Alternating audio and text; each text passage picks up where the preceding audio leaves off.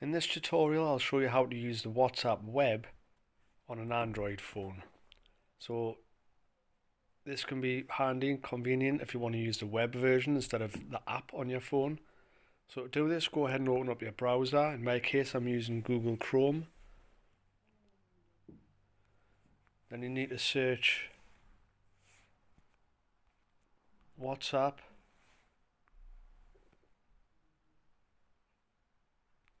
And then you need to click web.whatsapp.com.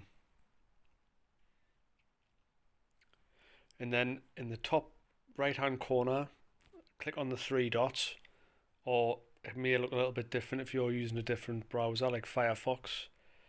Scroll down and select the desktop site. Wait for it to load. Now if you have another mobile phone, you can scan that code that is on the screen. As I want to use WhatsApp web on this particular phone, it's the only phone I've got, you can click on login with phone number. All you do is enter your number in there, and then your WhatsApp account that you've got on the app on your mobile phone will now load on the desktop version. And that is how you use WhatsApp web on an Android phone.